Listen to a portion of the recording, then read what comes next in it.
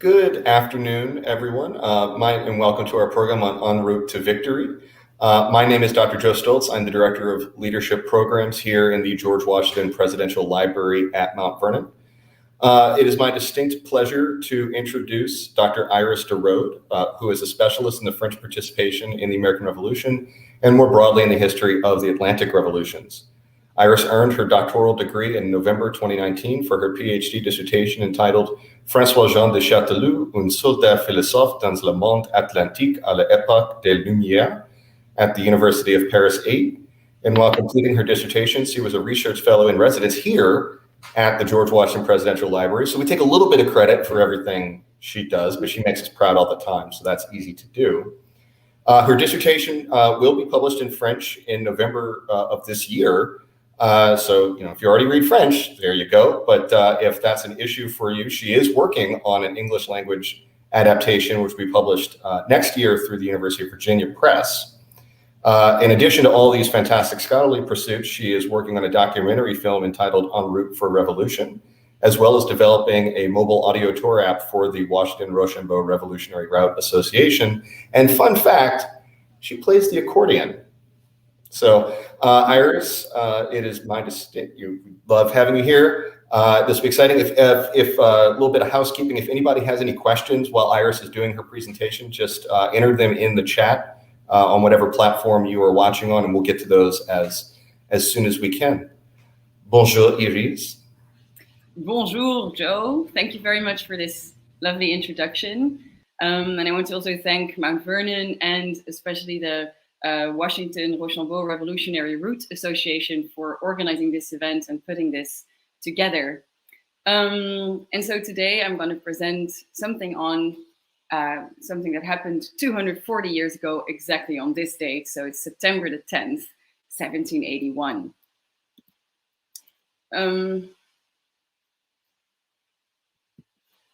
Here we go.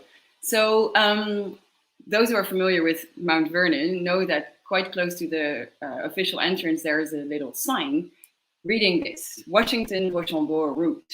General Washington in 1781 rode 60 miles in one day from Baltimore to Mount Vernon, which he had not visited for over 6 years. General Rochambeau arrived the next day with his and Washington's staff. They spent September 10th, so that's today, and 11th at Mount Vernon before going on to Fredericksburg. So this is a sign saying, of course, that George Washington came on this very special day to Mount Vernon, but it's in general more it's a step in the larger frame of the route. So the route is what's the Washington-Rochambeau Revolutionary route today, but at the time, of course, it was the Allied route, so the route that the French and Americans walked together up until Yorktown, because, of course, they were going to fight the British there in the year of 1781. So as for some background information on the route, and then I'll go to the actual presentation of today on the 10th of September, 1781.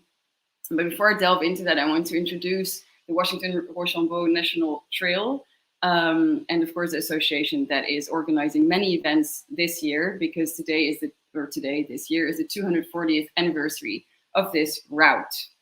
So the route is a 640-mile road today. You can still visit it today and drive with your car or even walk if you're very motivated to see all these places the French and Americans walked together to their victory. So the first leg was from June to July 1781, in which especially the French marched with their 5,000 men French army. They walked from Newport, where they were staying, till Phillipsburg, which is very close to New York, to join the around 4,000 men Continental Army. So you have to imagine that this is a very important logistical operation to have all these people there together with their tents, with their equipment, with their military material, and of course, everything you can imagine with them to this place in Phillipsburg in New York. And so there is a second leg. So after staying for a few weeks in New York, on which I'll tell more after, they continued their route to Yorktown. And this happened from August till September 1781. And so this was a joint mission, really. They walked together up until, as I said already, down to Yorktown. where they would, of course, finally fight against the British together and have their famous victory of Yorktown. So today, as I said, is the 240th anniversary of the route. And so there is this association called the Washington-Rochambeau Revolutionary Route that is organizing many events this year in order to celebrate this allied route, where, of course, there's so many stories to tell about the French and the American alliance, and especially all the events that occurred before going to Yorktown, how it was organized, and especially how that success could be achieved. With, of course, all the different people walking on the route, so the soldiers, but also all those that were the inhabitants along that route. So, for example, they've just released a John Troiani painting of the Rhode Island Regiment, as you can see on the slide. But they also had, for example, a New Jersey commemoration where you can see Rochambeau and Chastellux interpreters standing in front of a building that they used to visit at the time. And of course, they're making all these signs everywhere in order to say where the French and Americans used to walk during this march to Yorktown. They've also recently organized a bike and kayak tour that you can see here on the slides too. And so they also went to Mount Vernon. And so with an interactive map, you can travel along the route and learn about all the different steps that were important for this march to Yorktown, the march to victory. And so you can click on all these different places and learn about them on their website. So this website is w3r.com. But this specific presentation will, of course, be on Mount Vernon. And so on the 10th of September, the people walking on the route continued, so the soldiers, but George Washington stopped at his own home. And with him came, a little bit later than himself, the French staff, so Rochambeau, Chastellux, and their aides. So here, of course, you can see Mount Vernon. I'm sure most of you know this place very well. But so what's interesting, of course, that Washington himself wrote, I reached my own seat at Mount Vernon, where I stayed until the 12th. So he stayed, it's just for 3 nights, but still it's an important moment for him because this was the first visit home since he left to attend the Second Continental Congress in the spring of '75. So it means for 6 years he'd been absent from his own home, from his own bed, and of course, especially from his own family and the whole estate. So it must have been a very special homecoming for him. He had to rest there. That's one of the main things that they wanted to do. He invited a few others with him, so his own aide-de-camp, but also the French, as we will see later. And in a letter to Chastellux, he wrote that he wanted to halt there with the gentlemen to ease their fatigue and to give them fresh spirits to pursue our march the next day. And so you can also see that Washington was inviting someone. So he knew that Rochambeau was about to come because he was following him, but he explicitly wanted to invite someone else. So he said, it will add exceedingly, my dear sir, to the pleasure I experience to have the happiness to see you. I beg, therefore, that you will be so good as to join us with your agreeable company as early as tomorrow. So he's writing here to François-Jean de Chastellux, who was the second in command just after Rochambeau. So he was the Major General who was mainly responsible for the logistics of the French army, and especially he was the liaison officer between the French and the Continental Army units. And so he organized the collaboration mainly. And Washington probably invited him because he got along with him very well, but especially because he spoke English, which they needed, of course. And so you can see that on this slide too, that there was one testimony on what actually happened. There's not that much more, but I will be able to reconstruct based on some other material. But here we can see that John Trumbull, who was of course the aide of Washington, wrote that there was a numerous family present, all accommodated. There was an elegant seat and situation, great appearance of opulence, and a real exhibition of hospitality and princely entertainment. So you have to imagine that this French party was greeted in all the manners of the time with the great hospitality and, as even say, quite a specific term, princely entertainment. And so for this specific day, the 10th of September, Rochambeau and Washington were together, and on the 11th, Chastellux came to join them. So, of course, Rochambeau, the general of the French Expeditionary Army, and Washington mainly had to plan their the coming march to Yorktown, but especially, of course, the siege and the battle that they had prepared. Here you can see a representation, which is a modern painting by Pamela Patrick White, of this situation, and why I chose to put it in and why Joe Stoltz advised me to put it in here is because you can see how Mount Vernon used to look at the time of this meeting. It was way different than the Mount Vernon we know today, because of course that's been sort of a recreation of a later period. But it looked a bit more simple, we can say, than the way we would imagine it today. But so at Mount Vernon, Washington came home because, of course, he was on the road to Yorktown, and it was a convenient place for him to stop. But the fact he invited the French with him means that they wanted to plan the last details of the march, and especially, of course, the tactical details that they had to still discuss on how to attack the British. Where was Cornwallis at this time? Where was Lafayette at this time? Where were all the different units that were marching slowly but surely to the south? Where were the ships that they needed? The fleet of the French fleet that left from Newport, but also the French fleet of the Grasse. All these different things had to be discussed. You can also see that on top of it all, they were writing many letters to everyone involved of the march, and especially the provisions were a problem, because you have to imagine that they were about 9,000 people walking, and they were going through all these different little towns, but it was, of course, sort of a whole city that had to be transported at the time. And so one of the things was they planned Yorktown, they planned all these different things, they were discussing the military details.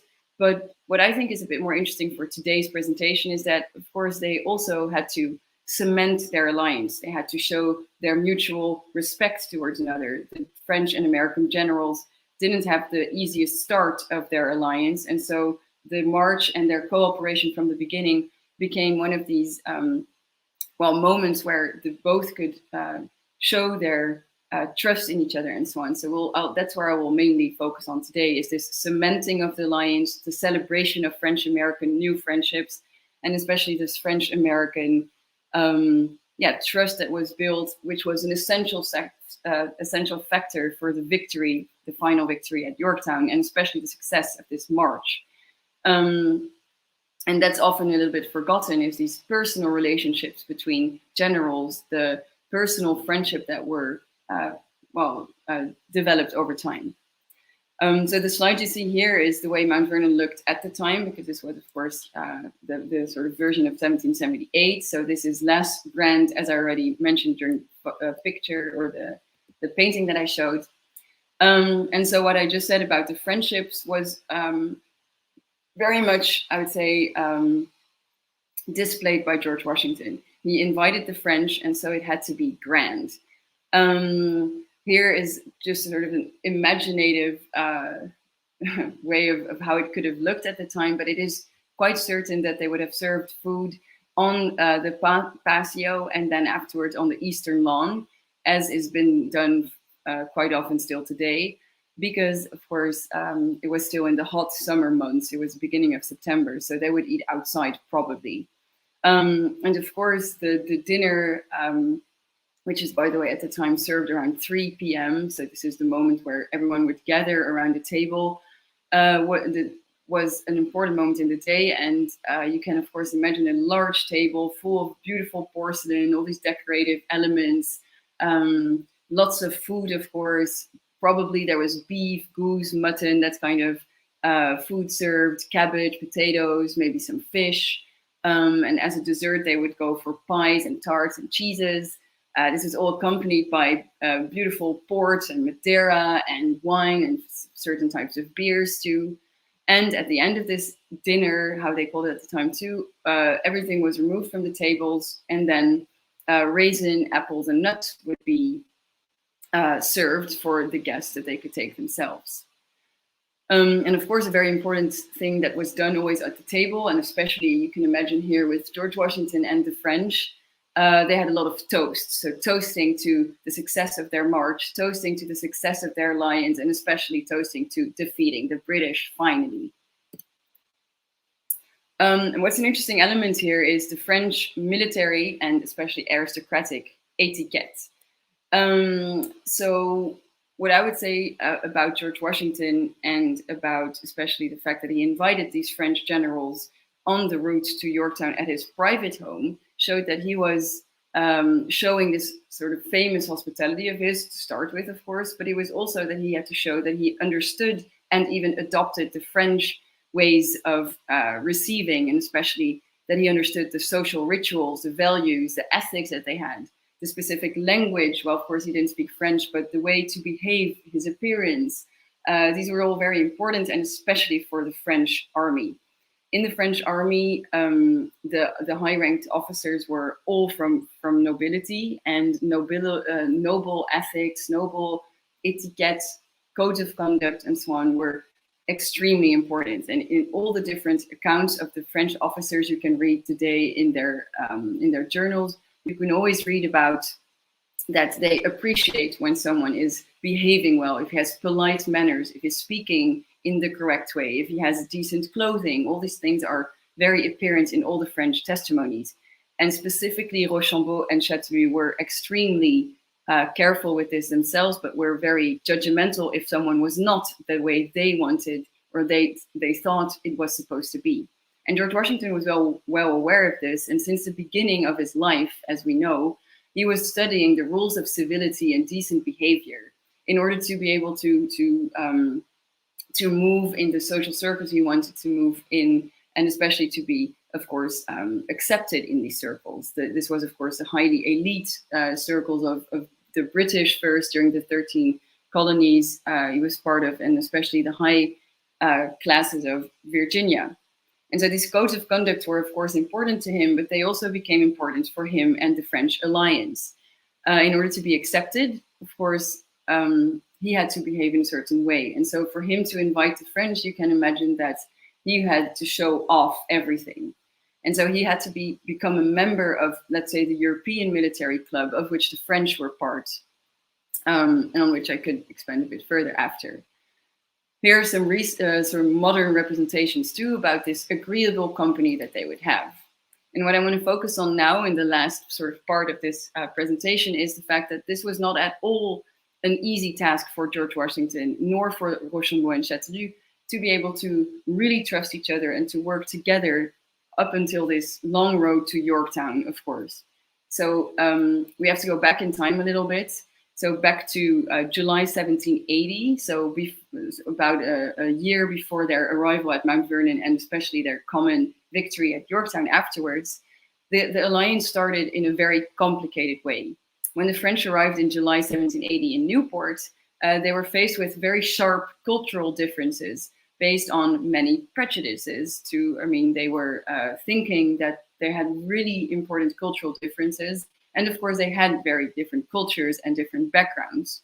This was for their own culture, their religion, certain manners and ways of living, but also especially the military differences were very apparent, because the French army was a highly trained, ancient army of hundreds of years, of generations of officers that had been fighting, had been drilled in all the different exercises, and especially were wearing magnificent uniforms. And they were known as being one of the grandest armies of the world. And in contrast, the Continental Army was, of course, a very young army. It's only been started a few years ago. And most of its officers and soldiers had other occupations before the war, and were mainly, of course, for example, farmers. And so a lot of French would look down upon the Continental Army and its militia especially.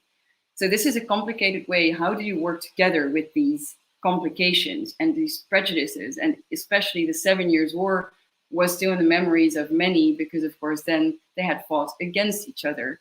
The Americans, or the American population, let's say, was of course serving in the British army, and so fighting against the French. And on top of there was the Jumonville affair, in which Washington was held accountable for a murder of a Frenchman. So everything was very complicated. So what do you do in a certain situation like that? First of all, the French themselves were very conscious. If we don't change this complicated relationship we have with these Americans, we will not necessarily succeed. They had already seen that 2 years before, because D'Estaing, that was another campaign sent by the French king, had failed, especially because of these real miscommunications and misunderstandings on both sides.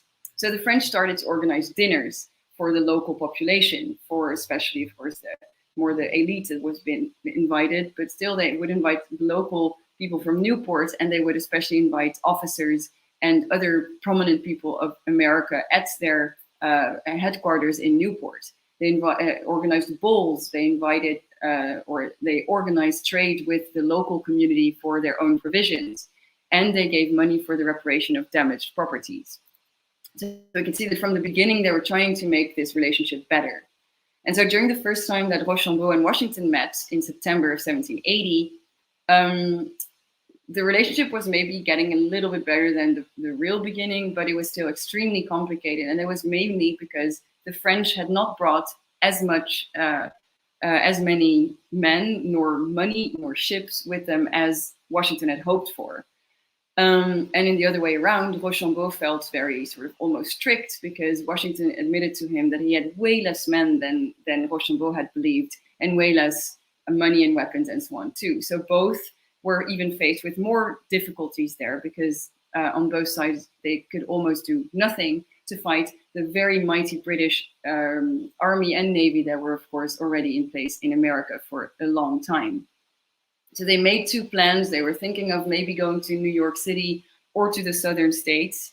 But overall, they decided to wait. They had to wait for more reinforcements, both from Congress and from the French court. And so they decided to, postpone their actions and wait until the new season.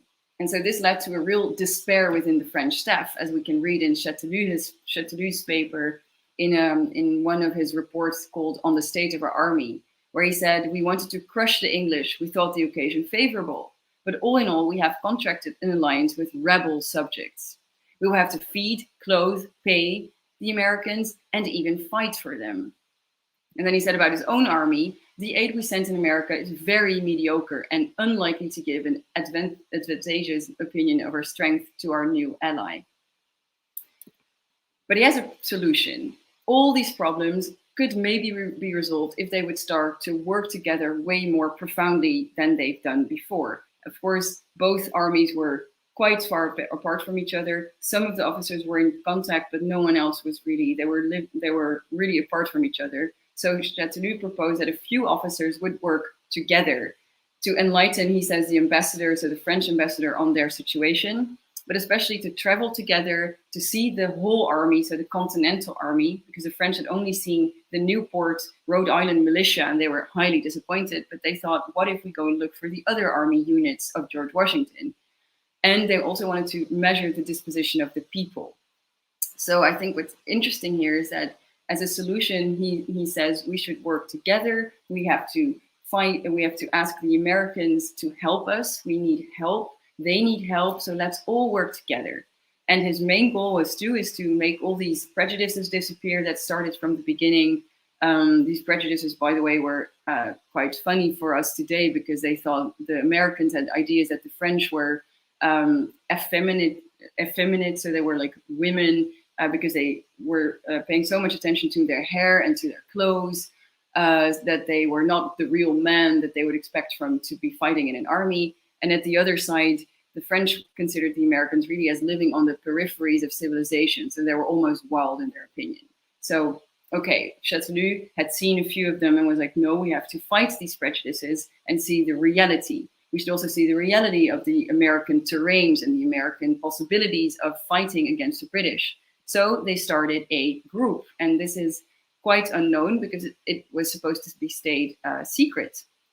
And so in the papers of François-Jean Chastellux, but also of someone else called Vieux-Ménil, who was his direct colleague, and so he also has lots of private papers that are today unpublished, we can read that there was a real group of Gallo Americans, as I say. That's by the way, Chastellux, his own term. He called this group the Gallo Americans. Of which he himself was part, together with Vieux-Ménil, his two aides-de-camp called Montesquieu and Lynch, Montesquieu being the grandson of the famous philosopher. And then there was Dumas and Damas, who were Rochambeau, his aides-de-camp, and then de Turpin was an engineer who was making lots of maps. And on the American side, you had Knox, and of course the famous Alexander Hamilton, David Humphreys, and Stillman, Lafayette himself too, and then George Washington actually participated to a few of these moments where they were really working together to understand one another and to understand the military possibilities they were in. And so they traveled together. Chastellux traveled with his French, let's say, party, and he would meet with all these American people I just mentioned along the route, and they would show him around. So you could, they went from Rhode Island to Connecticut to New Jersey, Pennsylvania, New York, Delaware, Massachusetts, and Virginia. So they did quite a big tour, and this lasted from the autumn of 1780 up until the spring of 1781. And one of the real turning points for Chastellux himself, but also for the French in general, was the meeting with George Washington himself. So as I said, they believed that most Americans were sort of living on the peripheries of civilization and not to be taken seriously, but there was one huge exception, and that was George Washington. And the first time he writes about him in his travel diary, you can see that it's all about a dinner. So you can here read that Monsieur de Lafayette was in conversation with a tall man, and it was the general himself. And so they were having dinner when he arrived, and so he says that a fresh dinner was prepared for me, and then a few glasses of claret and Madeira accelerated the acquaintances I had to make, and I soon felt myself at ease near the greatest and best of men. And in this whole excerpt, he goes on and on about how admirable Washington is, how polite he is, how he knows all the social rules of conduct. And I think Washington was doing this in a very conscious way because he needed the French and he knew how to, let's say, seduce them.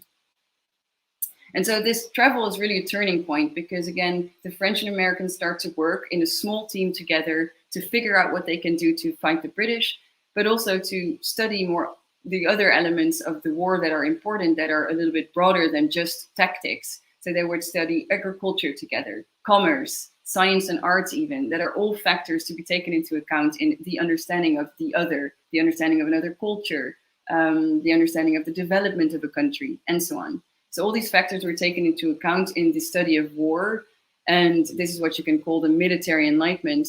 But the fact I wanted to talk about it today is especially it's interesting because it's creating a bond between this small group of people, and these are, you could call them the mid-level officers of the war. They were not deciding, well, apart from, of course, George Washington, they were not directly taking the decisions, but they were preparing all the work there. And by doing so, friendships were formed, or at least mutual trust was created.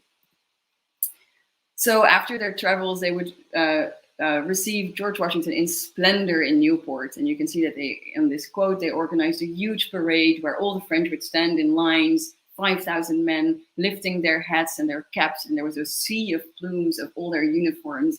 So it was spectacular. And again, this is done to cement the alliance, to create faith and trust in this French aid that was sent to America. And here in March 1781, after all these travels I just described, Chastellux himself organized a dinner for George Washington. So he had brought silverware from France, apparently in huge quantities. He brought lots of silver with him, and he especially brought his own wine because he was a little bit afraid of the quality of what he would find in North America. And here you can see where that dinner was held. It's in the Maudsley House still today in Newport, which is now a private residence, but apparently it used to look quite like this. And so Washington was invited, but Chastellux invited about 50 other people of the French army, the Continental Army, and the local elite inhabitants of Newport and its surroundings. And so in March, you could already see that the French had done all their research, the Americans together. They had created new bonds. They had way more information than they had before. They gathered all the military intelligence, but they were not done yet, of course. They still had to make a decision. Where are we going? Are we going to attack New York? Are we going further south to the Chesapeake Bay? So a new meeting was organized between Rochambeau, Chastellux, and Washington to decide on this important question. And it was still up in the air where they could go because still, as it was the case in the autumn before, they did not have information on how many troops they would have, how many ships they would have, especially the French fleet was still not there, and they were just waiting. but they decided to continue and to start a campaign. So they decided here in the Webb House, that is also today on the Washington-Rochambeau Revolutionary Route, is a museum. They decided right here that they would start their the junction of the two armies. So again, the French and American soldiers were always apart from each other, but now they would join in order to start a campaign. So they started the first leg of what is called the March to Yorktown, but they didn't know they were going to Yorktown back then because they were still up in the air. As I said, they were hesitating, do we do New York or do we do Yorktown, which was mainly had to be decided upon by the numbers of troops available. But the French and Americans, so these Gallo Americans, had already done the research to determine which options would seem better. In order to really make this decision, they organized together. So I'm putting a real emphasis on the fact that they organize all these things together. It's a joint action, and it's all about mutual trust and mutual engagement. So they organize a mission in New York in order to determine, can we attack this well-fortified city, which is the center of the British power? And they figure out after a few days of organizing again this together with Washington's troops and Rochambeau's troops. In one of the reports of Chastellux, you can read, it must be admitted that they would require much superior means than those we can and could dispose of. The enemy could make our best hope vanish in an instant. So the conclusion of this new action to figure out if they could attack New York is negative. They cannot attack. This is why they make the decision to go further. And you can see here George Washington himself on August 1st, I could scarce see a ground upon which to continue my preparations against New York.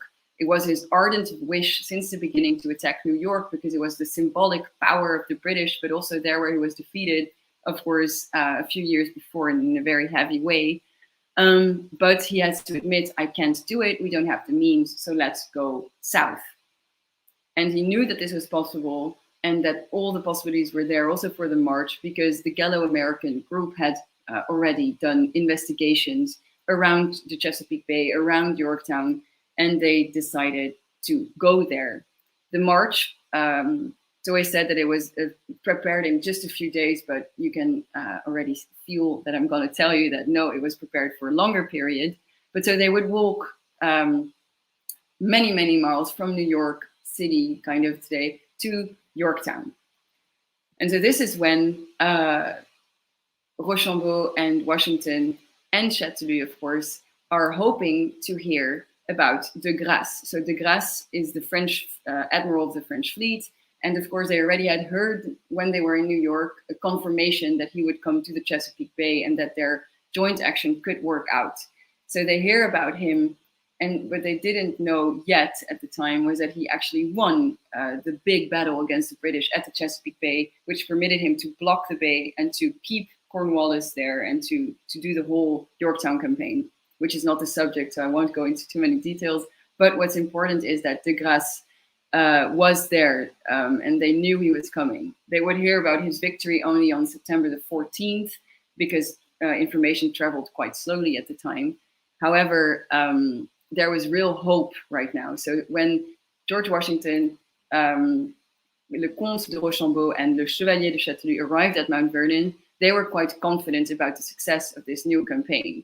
Again, as we know, it was very hard from the start. It was extremely complicated to find a common ground with these extremely different two units of armies, the French Expeditionary Army with the American state militias and the Continental Army didn't have that much to go on first.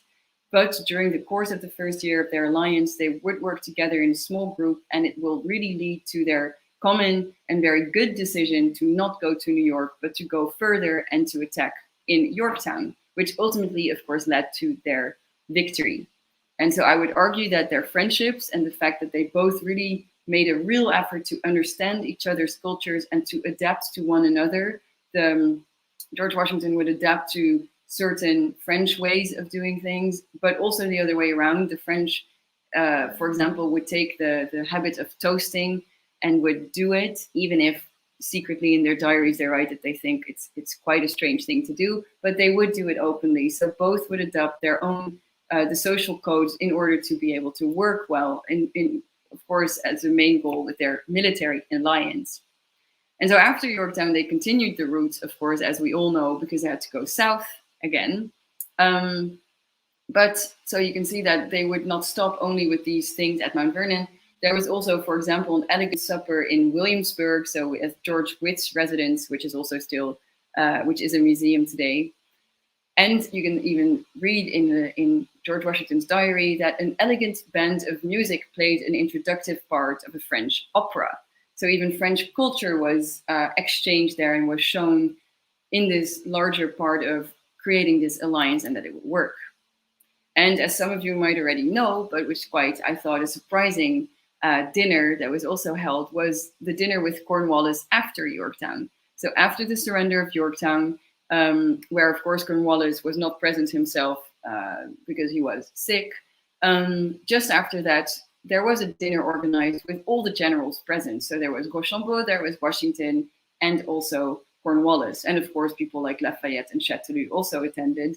And even a funny anecdote is that they created sort of a hole in the ground and they decorated it with many flowers and they put a tent upon it to create this very special universe in which they would celebrate the end of this specific battle. Of course, they did not celebrate the end of the war because they did not know it was. But it's still quite a particular thing, maybe for us, that these generals would have dinner. But at the time, it was part of the rituals and the social codes of the French and especially British aristocratic officers to have these kind of social events together. And so they invited George Washington, showing that they considered him really as their equal, which was, as I already said, not necessarily the case at the beginning. So we can really see this evolution here of this friendship that was evolving. And so as a conclusion, trust and friendship is really a crucial factor for the success of this alliance, which is often overlooked because we tend not to look at very particular social relations between the people. But I would argue that this trust that was between these different generals, with such a complicated campaign, with also such a complicated mission of bringing about, of course, 9,000 people on foot and then lots of other units from other sides too, to attack the British simultaneously, that required a lot of logistical sort of genius, but also insights and daring to do things that were actually quite, of course, dangerous. And so here we can see that both ways sort of adapted and adopted to their customs, and there was a real exchange of cultures happening here at the same time. And just by way of another little conclusion, of course, we know that a few other dinners have taken place, and one of the most recent French-American dinners at Mount Vernon, in this same kind of light of French-American diplomacy, was still held in maybe the same room as where the French and American generals have met. But to end on a more happy, lighter note, there was a real friendship, as I already said, developing between a few of the generals. Some were, of course, just cordial, respectful relationships. Some others really evolved to actual friendships. And one of them is between Chastellux and George Washington. So here's a quote of a letter that George Washington writes to Chastellux, which is quite a surprising tone that he's having, because normally George Washington is considered to be quite serious, but here he's making actual jokes. So this means that there is really more than their military relationship between these two gentlemen. So he says, "You have taken a most effectual method of obliging me to accept your cask of claret." So claret is a specific type of Bordeaux wine, and as I said, Chastellux brought French wine with him. And so that I shall, by a refusal of this claret, bring my patriotism into question and incur suspicion of attachment to the French nation and of regard to you. So you can only relieve me by promising to partake very often of that hilarity which a good glass of claret seldom fails to produce.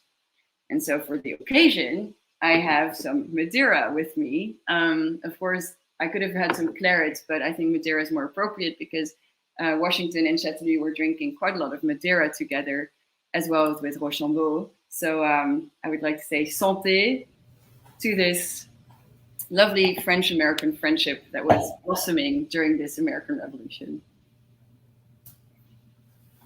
It was wonderful, Iris. Thank you so much. It's fabulous as always. If anybody has any questions for Iris, just go ahead and put them in in the chat, and our producer will send those up to us as soon as she can. I think one of the things I'll just kind of buy some time while we're waiting for some questions. I mean, one of the things I find so fascinating with your project is the extent to which, I mean, we literally still do, we in the sort of, NATO ally sense still do this today, right? You alluded to that with the president, or with the picture of President Trump and President Macron. But I mean, that winter you talk about between 1780 and 1781, where they're actually, units or bands of French and American soldiers going out together to go visit recent Revolutionary War battlefields. Yeah. I mean, that's a staff ride. If anybody watching is familiar with, what the U.S. military and what NATO allies go do today, right? This is just a joint forces staff ride where they can go ahead and the Americans can sort of brief the French on this is the tactics that the British are using in North America. French can ask the Americans, well, how did you handle that? And then, either say, oh, that's a good idea, or say, well, that was good, but maybe what you could try next time would be, and I mean, that's, like you said, that's, I completely agree with you. It just seems like such an important step that was not available when they did the first two campaigns together in Newport and Savannah in the years earlier. And I think I'm contractually obligated as a Mount Vernon employee of mentioning this is something we're still facilitating today. So just 2 years ago, our viewers probably wouldn't have heard about this because it wasn't really advertised, but we actually had some of the joint staff of both the French and American armies out to here at the Presidential Library. And I mean, they were doing the same sort of conversations that I suspect Washington and Rochambeau were doing then. So thank you, Iris, as always. Brad wants to know if you'd be willing to speak more about the motivation of the French to engage in overseas nation building. It's a great question. Broad question, too. Thank you very much, Brad Fay. By the way, Brad Fay is part of the wonderful Washington-Rochambeau Revolutionary Route Association. And he is one of the organizers of this day today, of the celebration of the 240th of the 240th anniversary of this special meeting. So about the motivation of the French to engage in the overseas nation building. So this is a question relating to why did France participate in the American Revolutionary War, of course. So there are many reasons to point out. So the French King Louis XVI, of course, was quite, well, the king before him at the 7 Years' War, but at least the French kingdom was humiliated during the 7 Years' War. That was that happened a few years before, and so the French needed to get wanted to get their place back on the theater, the global theater, let's say. So they wanted to especially diminish the power of the British in order to do this, because in the 7 Years' War they lost, especially against the British, and they lost their American colonies to the British. So there was a chance of revenge, you could say here, and there was a real chance for just getting their place back by joining this cause of the American Revolution. There were other reasons too, which is especially the hope for the future development of trade, of commerce between the French and the Americans, because of course the French were hoping to have this huge territory for them to trade with. And so this was one of the other main motivations to join. And of course, there were a few were very inspired too by the promises the revolution held. This is not the most important reason. I think the more geopolitical reasons are a bit more, the most important ones. But there were quite some French philosophers and people at the French court believing in the ideas of liberties and freedoms that the American Revolution, let's say, promised, especially as an alternative model to the monarchy they were also themselves living in. So there was a real hope for renewal and for a new experiment at the other side of the Atlantic that a few of the French officers actually themselves really believed in too, with of course one of the most famous ones being Lafayette, but then also Chastellux himself was really inspired by this idea of seeing with his own eyes what the alternative to a monarchy could mean. And most of them were still very inspired by this after that they came back from America, and some were starting to think about reforming France, not necessarily to do the exact same thing as in America, but at least to adapt France to some more modern, progressive, and especially enlightened ideas. So there's this mix of reasons for the French to engage in this. And when the French arrived, you could even see that the question, since you call this nation building, I think that's an interesting question. It's not only to fight the war against the British, but it was also to help within the nation building process. And of course, some of the French officers, inspired by the French Enlightenment, had ideas about what is a nation, what's a democracy, how do we build this republic, and so on. So they were actively participating in these debates at the time, and especially dinners were obviously a perfect occasion for that, because that's where you share these kind of things. Stephen wants to know, do you have any idea the approximate size of de Grasse's fleet at the Battle of the Chesapeake? So the size of de Grasse fleet, I would have to look that up again, but I think it was 38 ships or something. Is that, Joe might know this better than me. But I don't remember off the top of my head. I think the British fleet was not 200 ships. I mean, the Royal Navy might have had 200 ships. So I remember vaguely that it was, I think, well, it's not important. I don't know the numbers for real, but it's about 200 ships for at the end of the question, you see the British 200 ships in the bay. That's very unlikely. I'm quite certain that is too large of a number. And I remember that de Grasse brought 6 big ships of the line with him, and then a few other of these accompanying ships. And he brought about 3,000 extra soldiers with him too. But for example, Rochambeau, when he came with the whole 5,000 large French army, he had about 30 ships of the line with him too.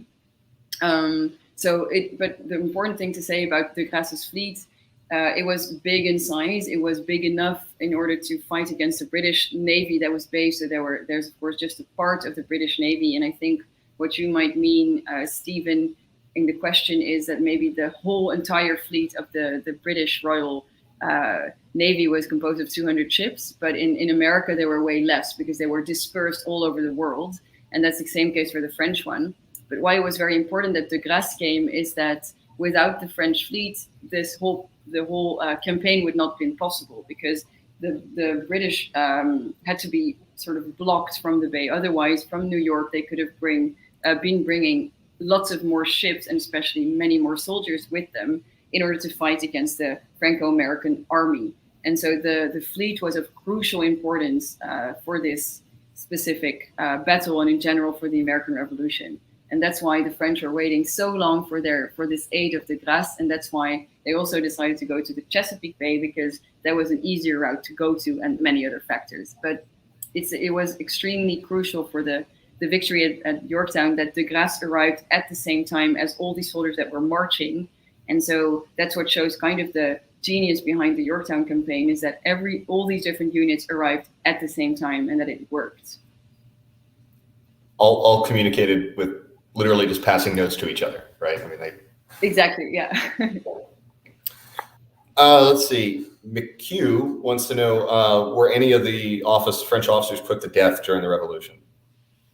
Yes, many were put to death under the French Revolution. Most of as said in the question, but most of the officers, or actually all the officers, were of the French nobility. And as we all know, their fate was, very complicated, because of course most finished under the guillotine at the time. But for example, Rochambeau, he was freed from what's called la conciergerie. So conciergerie being the prison where you were held before the trial and before going actually to the guillotine. He was freed because he had some relations, so he didn't. He survived the revolution. Lafayette himself was also imprisoned but survived. And quite a lot of the sort of other officers also survived the revolution, which was mainly sort of out of luck, or because they fled the country. Most of them émigré. Some French officers came back to America actually during the revolution, also as an émigré. That's how you call those that left. But others also died naturally already before, such as Chastellux, who I'm of course talking a lot about. He just died just before the outbreak. But overall, you can say that quite a lot did die in the revolution, which is quite sort of the big paradox here, because the French helped the Americans to build their republic, and then when coming back, they unfortunately died. Let's see. Did Rochambeau ever make any notes about Washington's enslaved valets' presence or service? Mm-hmm. So that's a good question because, of course, during the dinner I mentioned very probably the enslaved valets and servants were serving the food, making the beds, everything you can imagine at Mount Vernon. Rochambeau himself is mentioning slavery in his memoirs, but just very briefly, not that long. Some other officers are writing quite extensively about slavery in general. However, they don't necessarily discuss that much about George Washington's enslaved on his plantation. It could be for the reason that they don't want to talk about that subject, or that because they are in full admiration of George Washington in sort of almost exaggerated way sometimes. But so of quite a few of the French officers, such as Dumas, for example, Mathieu Dumas, there was an aide-de-camp Rochambeau. He is commenting a lot about slavery, and especially when he goes to what he calls the Sugar Islands, he becomes horrified of slavery, and some would join abolitionist movements after the war. Yes. Is there any record of the interaction or conversation between Cornwallis and Washington at the organized dinner? I've never seen that testimony. Maybe Joe has heard of it. I don't know. I think what happened at the dinner stayed at the dinner. Yeah, exactly. They drank a lot of Madeira, that's for sure. But what I do think is that everything was very formal, very organized. And what I said about that tent that they built, it must also just been quite a fun night because it was still quite warm. They had this tent with lots of flowers and sort of little trees around, and it looked like a sort of a fancy picnic. That's what they wanted to make it look like. So I'm sure they spoke about the battle, but also about some other topics that were of interest to them that were maybe not at all related to the war. Yeah, I think that's one thing. A lot of I'll only speak to American audiences since they're who I interact with the most, but are the most sort of surprised by with 18th century military culture is the extent to which you being an officer in that country's army was a professional thing, and you showed professional courtesies to other the officers of another country, and it's sort of this idea of like it's nothing personal, it's only business because we're just doing this because the king told us we have to, and there's sort of less emotions wrapped up in it, or less personal emotions maybe. I don't know if that's your observation. I think that's interesting. The personal emotion, I think, for example, what I've seen as for during the 7 Years' War, for example, the British and the French officers, of course, they fight against each other. But just after the war, there's the whole concept of the Grand Tour. So from France to Great Britain and the other way around is booming. And so all the French are extremely interested in the British constitutional system, in many of their like political elements that they can study. They are very interested in their culture in general, and the other way around too. So I think they kind of exclude the idea of what we could feel as you have an enemy you fight against. You're serving your king, and you're serving what he is telling you to do, as Joe just said too. It's professional. And at the same time, you can be in complete admiration of those you're fighting against. But then, of course, there's also, at the same time, also feelings of revenge and hatred. So it's of course more complex than that. But at the time, especially in these aristocratic circles, all these officers had their polite manners of dealing with each other. And I think their personal emotions were not to be shown in general, but especially not if you actually had some revenge feelings towards each other during dinner. You didn't show that. Yeah. Were Lafayette and Hamilton at the dinner? I would assume that they were, yes, but I don't have any source material to prove that. But I would be surprised if not, because they were so engaged in all of this, and they were especially also very involved in what I call this the Gallo American reconnaissance tour that they were doing in winter. They were very involved in that, so they were really this group of French American friends. So I would assume they were. Can you comment on how French military involvement in the Revolutionary War was viewed by the common people of France at the significant time in French history? Yeah, so it was followed very much here in France. There was a public opinion very much in favor of this, the French aid to America. Lots of newspapers were reporting on it very often, of course, with a huge delay because of the time difference. I mean, the long time of traveling for news. But there was lots of reporting. There were lots of even theater plays. There were theater plays about George Washington, even here. So there was a real enthusiasm for the cause of the American Revolution, and every letter that would arrive from the French officers here in Paris were read aloud in the salons. The French court had parties or like events with, for example, the how do you call that? A ship, like an American or ship of the French fleet in their hair. The women had these huge wigs with these things, so they were called the Liberty wigs. You had this sort of a craze, and Benjamin Franklin, of course, was here in France, creating this sort of real hype about the American Revolution. So the common people overall were very much engaged in this. Of course, a few people were a bit more critical because it was extremely costly to join this American cause. And so the French had to invest a lot of money. So a few of the French army administrators and the administrators in general were very afraid of this, the consequence of such a huge investment. And they were not wrong because, of course, one of the reasons for the French Revolution to break out was the bankruptcy of France after this. So it's a mixed reaction, but overall you can really feel enthusiasm for the American cause by especially sort of the overall public opinion.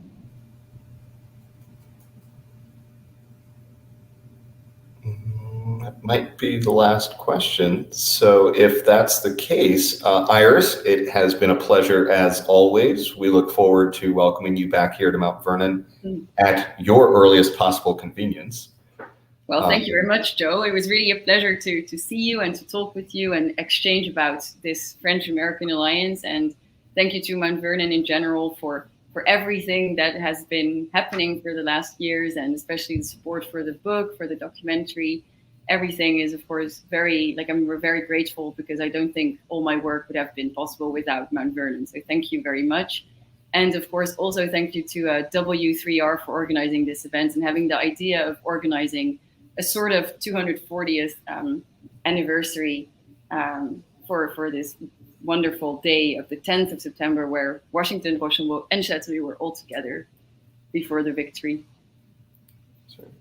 Well, that's going to do it for us, folks. I will say, in the spirit of Franco-American cooperation, we at Mount Vernon are also, even though it's lunchtime here, we're taking a page from our French allies.